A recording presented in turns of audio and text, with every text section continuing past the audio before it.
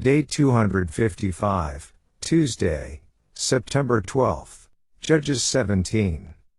Judges 17 1-13 NKJV. Now there was a man from the mountains of Ephraim, whose name was Micah, and he said to his mother, the 1100 shekels of silver that were taken from you, and on which you put a curse, even saying it in my ears, here is the silver with me, I took it.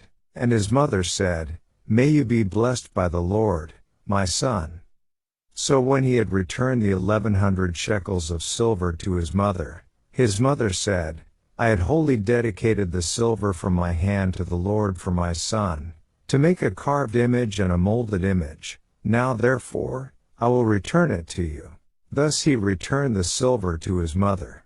Then his mother took 200 shekels of silver and gave them to the silversmith, and he made it into a carved image and a molded image, and they were in the house of Micah.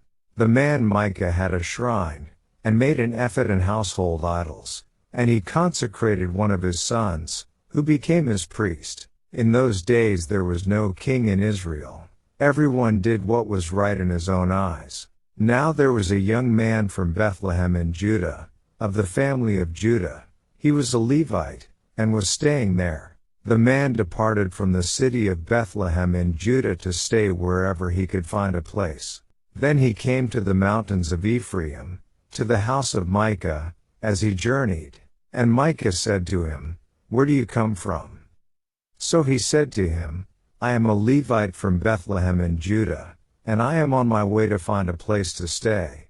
Micah said to him, dwell with me, and be a father and a priest to me, and I will give you 10 shekels of silver per year, a suit of clothes, and your sustenance. So the Levite went in. Then the Levite was content to dwell with the man, and the young man became like one of his sons to him. So Micah consecrated the Levite, and the young man became his priest, and lived in the house of Micah.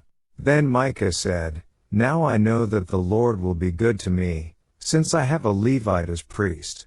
Daily Deep Dive. The UCG reading program states, the last 5 chapters of Judges are interesting as a group for, in addition to making no mention of particular judges, they appear to be incidental notices of Israelite history that do not follow the general theme or timeline of the rest of the book of Judges. Indeed, the Nelson Study Bible notes, the book of Judges closes with 2 appendixes, the first in CHS 17-18 and the second in CHS 19-21. They seem to be unrelated to the material preceding them and to each other. For instance, these chapters do not describe the cyclical pattern of sin, servitude, supplication, and salvation seen in the earlier chapters of Judges. While CHS 2-16 describe foreign threats to Israel, these last chapters show an internal breakdown of Israel's worship and unity. Furthermore, the events in these chapters appear to have taken place early in the period of the Judges. Note on 17-1-21-25. That these chapters are out of chronological sequence with the rest of the book is attested to by several facts. First, Judges 18:1-3 inform us that the Danites had not received their inheritance in the land. The tribe of the Danites was seeking for itself an inheritance to dwell in, for until that day their inheritance among the tribes of Israel had not fallen to them. This could be interpreted in 2 ways. Either it had not fallen to them by lot, or it had not fallen to them by conquest. Joshua 19:47 informs us that when Dan received its territorial allotment, the Danites found the land too small for their numbers, and hence they undertook the conquest of Laish. The settlement of Dan's territory must have taken some time, and so the conquest of Laish must be put either late in Joshua's time or very early in the period of Judges. Second, 1830 identifies the priest who officiated at the shrine in Dan, formerly Laish, as Jonathan, the son of Gershom, the son of Manasseh. The Hebrew text of this phrase is remarkable for the fact that the name Manasseh is spelled with a small superscripted nun, letter N, as MNSH. The Masoretes, scribes who compiled the Hebrew text into its present form, were scrupulous not to disturb the position of the individual letters of the text, even to the point of developing a vowel system of points which fitted above and below the letters, but never between the letters. Thus, this small superscripted nun is a clue that it was not part of the original text. If the nun is removed, the name becomes MSH or Moshe, i.e., Moses. Now we know that Moses had a son named Gershom, Exodus 2:22. Therefore, many scholars believe that the nun was a scribal insert into the text to direct the reader of the text to read Manasseh, rather than Moses, thereby sparing Moses the dishonor of having Israel's first apostate and idolatrous priest in his lineage. Jonathan would be the grandson of Moses. If this is correct, then the transactions mentioned in connection with Micah and the Danite conquest of Laish must have occurred late in the period of Joshua, or early in the period of Judges, the likely lifespan of Jonathan. Third, Joshua 21 and verses 27 to 28 inform us that when Israel was roused to action against the Benjamites, they assembled before the Lord where Phinehas, the son of Eleazar, the son of Aaron, was still serving. Phinehas was thus the grandson of Aaron, and hence of the same generation of Jonathan, who seems to have been the grandson of Aaron's brother Moses. Phinehas was old enough to slay the fornicating Israelite, Numbers 25, and would have survived into the period of Joshua and perhaps the early part of the period of Judges, and hence would put the war against the Benjamites in the period of Joshua or early in the period of Judges.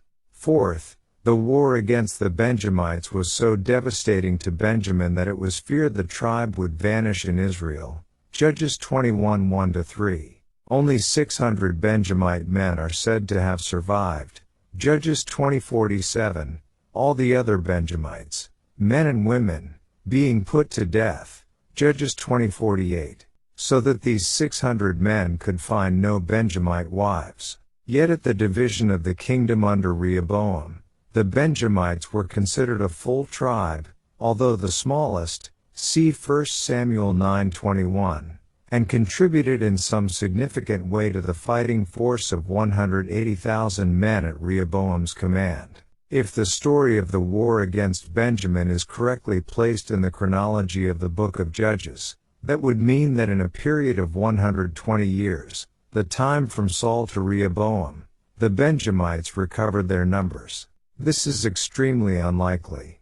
It is far more reasonable to believe that these events happened late in the period of Joshua or, more reasonable still, early in the period of Judges, in conjunction with the evidence above, and that Benjamin therefore had about 400 years to recover their position and numbers. The same is true for the story of the Danite conquest of Laish, as it probably happened within a short time of the war against Benjamin. That would mean that the history of these transactions has not been placed in chronological sequence within the book of Judges. This, however, should not be viewed as a mistake. Much of the Bible is not in chronological sequence. Likewise, these accounts were appended to Judges intentionally and purposefully, and it is instructive to search out why. As the study Bible note quoted earlier goes on to state, there is a certain logic to placing them at the end of the book. For one, the structure highlights the theme of the disintegration of Israel. The last chapters emphasize that every one did what was right in his own eyes. Judges 17:6, Judges 21:25. The general tone of these last chapters is satirical and understated. The many violations of Mosaic law receive only minimal comments. However, a muted note of disdain for Israel's wanton behavior is evident in places. Micah was an Ephraimite. This man built what appears to have been a personal shrine to God in his house. The context leads us to believe that neither Micah nor his mother intended open rebellion against God. Micah's mother invoked the name of God in blessing her son.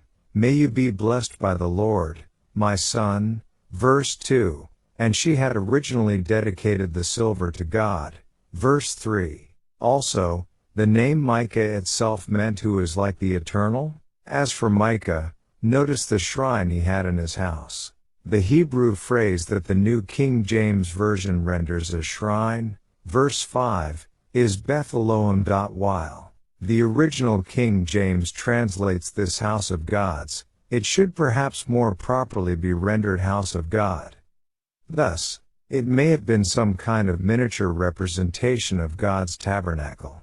Micah also had, as is mentioned in verse 5, an ephod, a garment worn during worship and probably an imitation of the ephods of the tabernacle priests. And then, mentioned in the same verse, were his teraphim, translated household idols, small figures either representing gods or some devices associated with a god, in this case perhaps even a miniature Ark of the Covenant. He was pleased to hire the Levite as his priest, at least showing he had some sort of respect for the God who had appointed the Levites to certain religious service. Furthermore, he sought instruction from the priest, father being a term for one who teaches and provides counsel.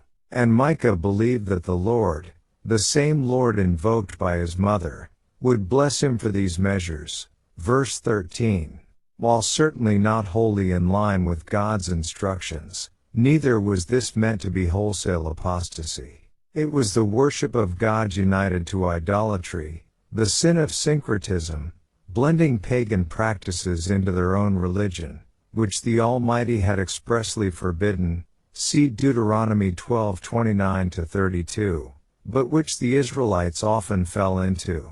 Moreover, it was doing what seemed right rather than following God's explicit commands, a recipe for disaster, as this is the path that leads to death. See Proverbs 14:12, Proverbs 16:25. Though not intended to be apostasy and rebellion against God, it was apostasy and rebellion nevertheless. Sincerely attempting to please God is no excuse for breaking His direct commands. We must all remember this in our own worship of God. End. Verse 2, from Adam Clarke's commentary, it is likely that when the mother of Micah missed the money, she poured imprecations on the thief, and that Micah, who had secreted it, hearing this, was alarmed, and restored the money lest the curses should fall on him. End. Verse 6, many people do what they believe is right. Many people want to be good people and to lead lives that please God. They may actually spend considerable effort trying to live a right life. It's important to remember there can be a big difference between what we might sincerely believe is right and what is in fact right in the sight of God. The Bible clearly tells us that our own nature is not capable of going in the right direction on our own. Compare Jeremiah 17:9 and Jeremiah 10:23. We must all constantly study God's Word to ensure our lives are aligned with His way.